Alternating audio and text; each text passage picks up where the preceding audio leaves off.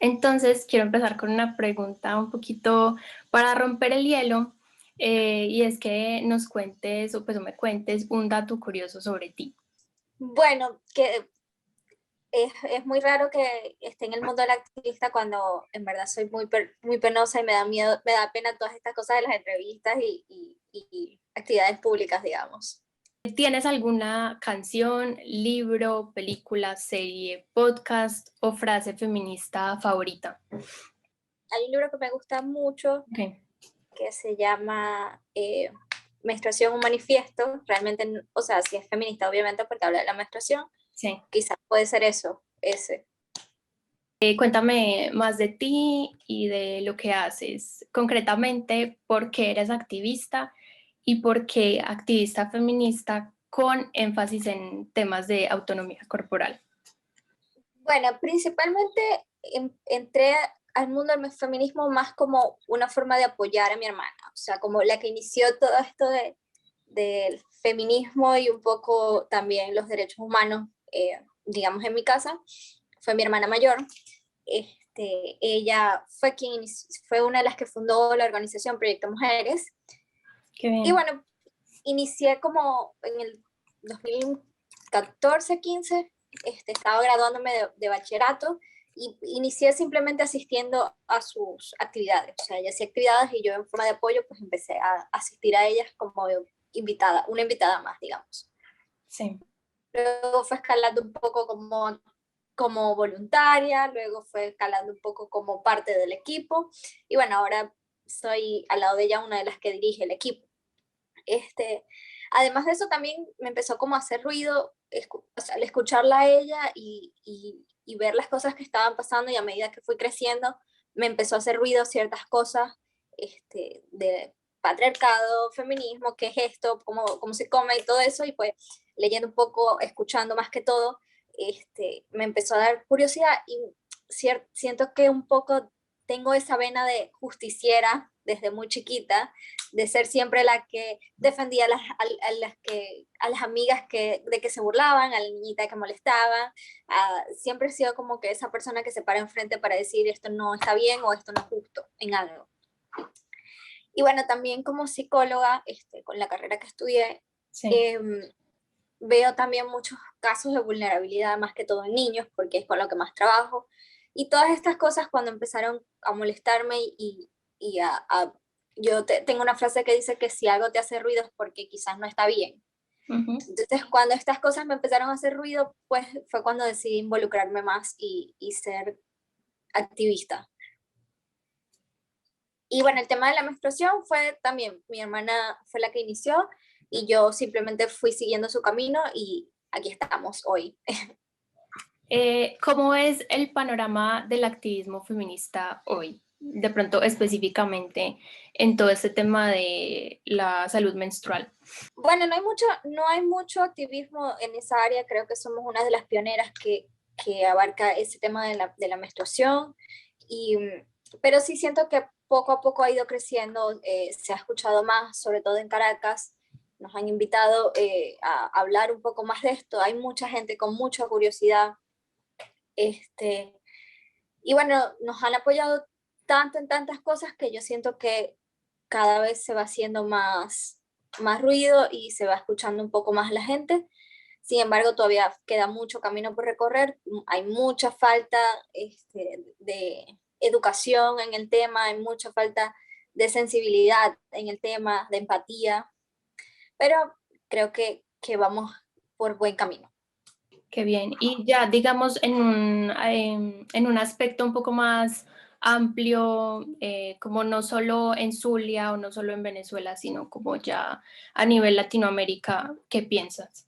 También siento que por lo menos una de nuestras mentoras es de Colombia, y ver como todas las cosas que han logrado allá, ir a visitar Colombia y ver cómo hay mucha más conciencia de todo lo que es la gestión menstrual y cómo la autonomía corporal en las mujeres. Creo que por lo menos a mí me da un aire de esperanza de ver que sí está avanzando y que cada vez somos más las mujeres conscientes de nuestro cuerpo, de nuestro placer, de cómo debemos cuidarnos, cómo de la naturaleza de esto hemos venido tumbando muchas barreras en cuanto a lo cultural y lo social, de cosas que nos han dicho en la vida que no podemos simplemente por ser cuerpos menstruantes. Sí. Y que bueno, poco a poco veo muchas más adolescentes y niñas rebeldes, en cierto modo, que han levantado la voz y han dicho como, ya hasta aquí, y esto no es lo que yo quiero, y pues voy a hacer lo que yo quiero y voy a seguir mi camino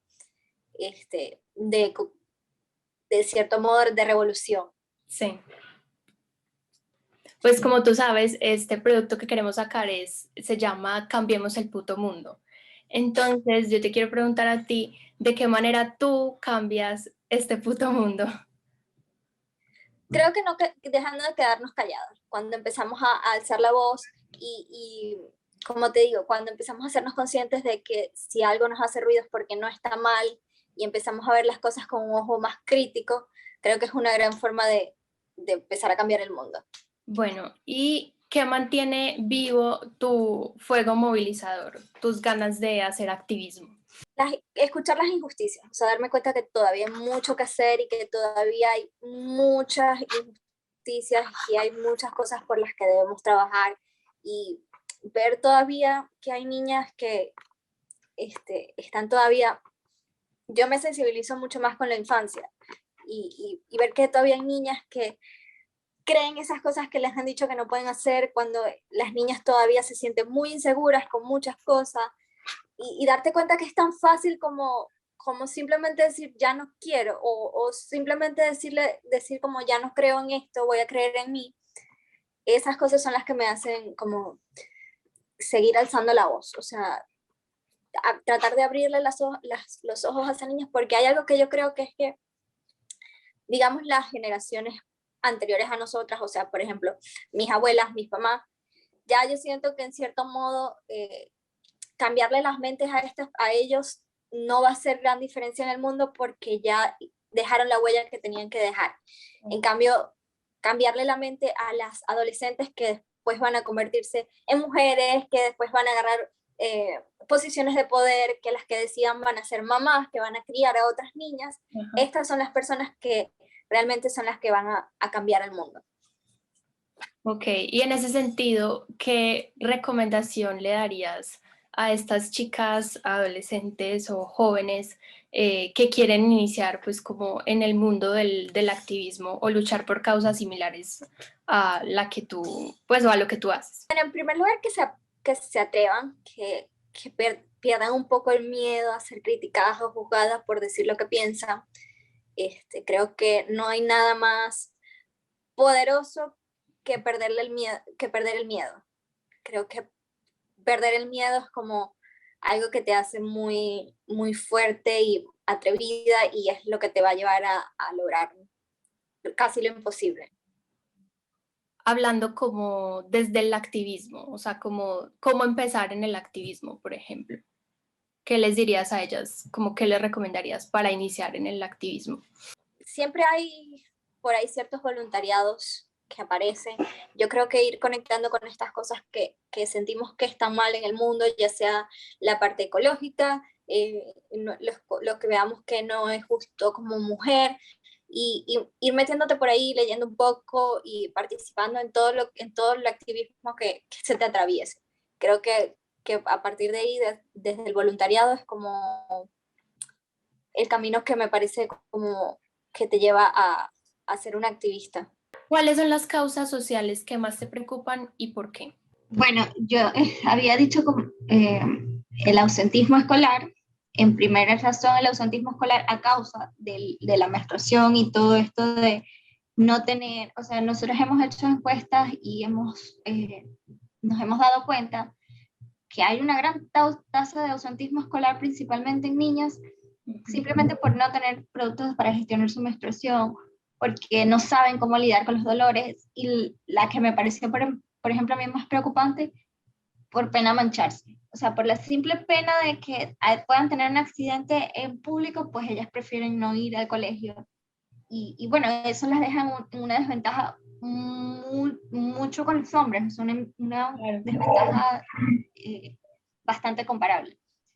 Entonces, esa es la principal, pues también la violencia basada en género, sobre todo en la infancia, en las niñas, o sea, el abuso infantil, el embarazo precoz, darte cuenta que hay muchas niñas que ahorita a causa de la migración forzada han dejado a las hijas con vecinos, con al cuidado de tíos, primos, vecinos, y son niñas que han sido abusadas por esas personas y que no tienen apoyo de absolutamente nadie porque sus principales fuentes de apoyo no están acá.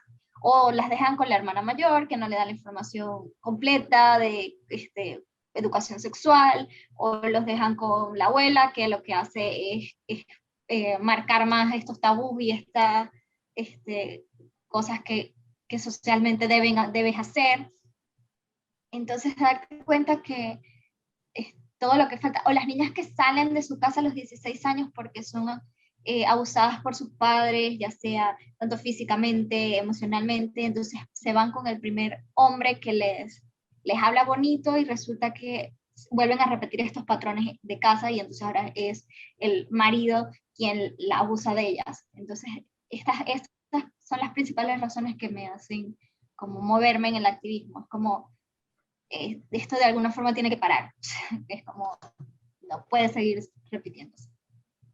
¿Y cómo llegaron esas preocupaciones a ti a través de Proyecto Mujeres? Sí, cuando empecé a ir a comunidades, cuando empecé a entrar en esos lugares, en estas comunidades, en estas zonas vulnerables, en estas realidades diferentes que no tienen quizás los mismos privilegios en los que yo nací, pues ahí fue donde dije, wow, o sea, hay mucho que cambiar todavía.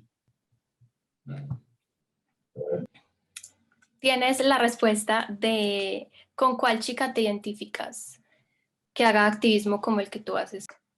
Bueno, ahí, digamos, como tres mujeres que siento que, en cierto modo, ellas dirán que una de estas personas fue su mamá y ahora yo me siento un poco su mamá en el feminismo, que sería Susana Reina, acá en Venezuela, Estefanía Mendoza de Molière y mi hermana mayor. Creo que esas tres personas son las que más me han enseñado sobre el feminismo y todo lo que conozco de esto, del activismo en general.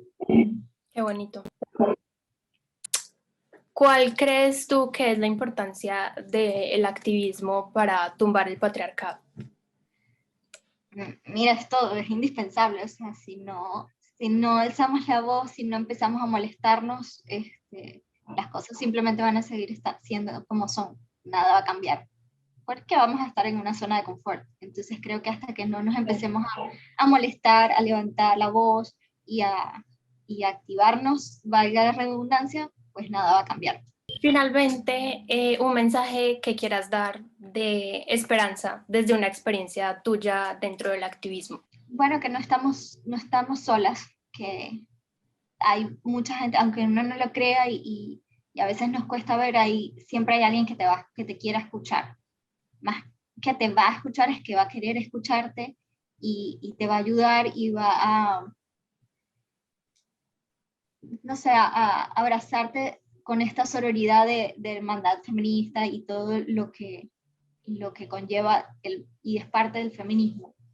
Entonces creo que es eso, como que no estás sola y que puedes alzar la voz y sentirte más acompañada. Qué bien, muchas gracias. Creo que por ahora no tengo más preguntas. Muchísimas gracias por tu tiempo. Gracias y a ti. por contarme un poquito de tu historia. Muy interesante y muy bonito lo que están haciendo desde Proyecto Mujeres y pues todas las organizaciones en las que has hecho voluntariado y has participado. Y te deseo pues lo mejor. Gracias. Muchas gracias a ti.